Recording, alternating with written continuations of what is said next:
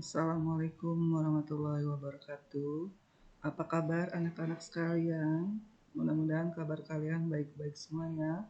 Dan mudah-mudahan kalian sudah mengerjakan sholat duha. Baiklah, hari ini Ibu akan membahas materi KD.3, yaitu masih berkaitan dengan siklus akuntansi perusahaan jasa. Yang akan kita bahas di sini adalah materi jurnal umum. Jurnal berasal dari kata jour dari bahasa Perancis yang artinya hari.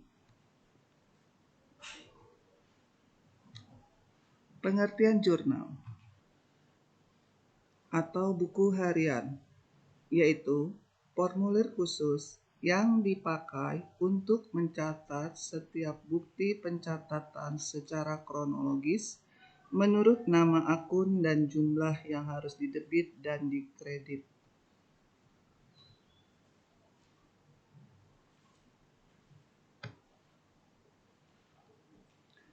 Fungsi jurnal umum. Di sini Ibu akan menjelaskan fungsi jurnal umum. Fungsi jurnal umum itu ada beberapa. Yang pertama adalah fungsi historis. Fungsi historis artinya pencatatan setiap bukti transaksi dilakukan secara kronologis, urut berdasarkan tanggal terjadinya transaksi. Nah, artinya bahwa nanti kalau kamu akan mencatat transaksi, itu akan kita urutkan secara kronologis dari tanggal yang terkecil sampai tanggal yang terbesar. Dilihat dari terjadinya transaksi. Yang kedua, fungsi mencatat. Fungsi mencatat artinya semua transaksi harus dicatat dalam buku jurnal. Jangan sampai ada yang ketinggalan. Yang ketiga, fungsi analisis, yaitu pencatatan dalam jurnal merupakan hasil analisis berupa pendebitan dan kreditan akun-akun yang terpengaruh berikut jumlahnya. Yang keempat, fungsi instruktif, artinya catatan dalam jurnal merupakan perintah untuk mendebit dan mengkredit akun buku besar sesuai dengan catatan di dalam jurnal. Dan yang kelima adalah fungsi informatif, artinya catatan dalam jurnal memberikan penjelasan mengenai transaksi yang terjadi.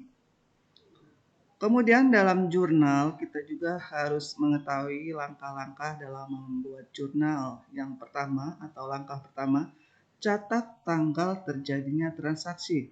Artinya setiap terjadi transaksi di tanggal yang kita bukukan, kita harus mencatat tanggalnya supaya kita tidak lupa kapan kejadian itu kita buat. Langkah kedua, isi nomor bukti transaksi.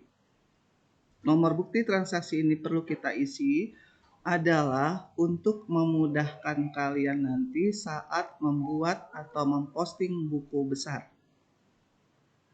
Langkah ketiga, catat akun yang mengalami perubahan akibat transaksi.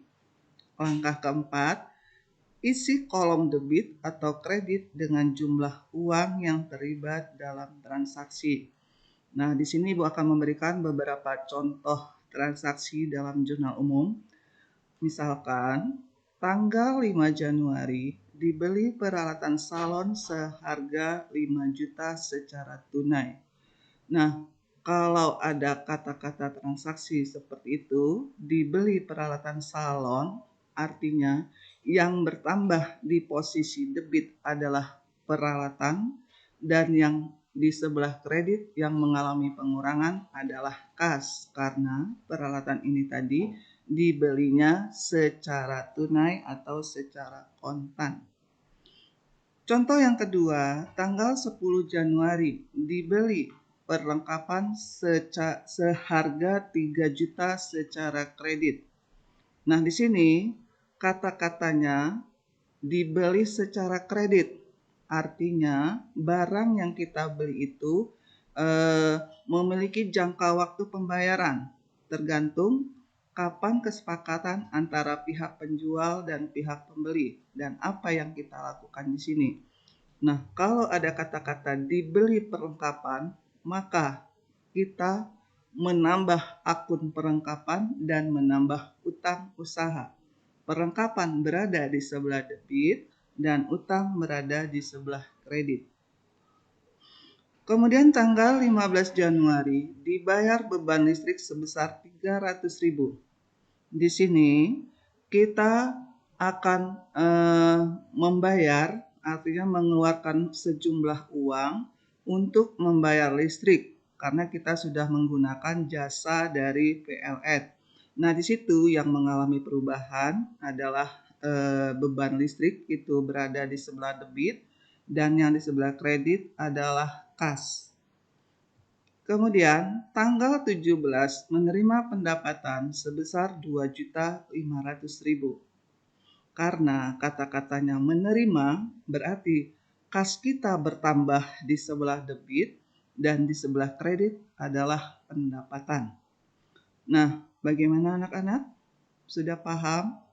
Ibu harapkan kalian semua sudah bisa mengerti tentang jurnal umum, dan minggu depan kita akan latihan membahas tentang transaksi yang ada di jurnal umum, bagaimana nanti kamu memasukkan angka-angka yang ada di dalam transaksi di situ dari tanggal, kemudian keterangan, nomor bukti, debit, dan kredit. Semoga materi kita hari ini bisa kalian pahami dan bisa kalian coba nanti tugasnya di rumah. Kemudian besok akan kita bahas bersama-sama dalam pertemuan berikutnya.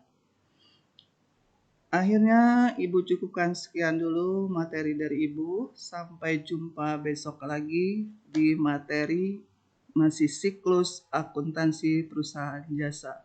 Ibu akhiri, wassalamualaikum warahmatullahi wabarakatuh.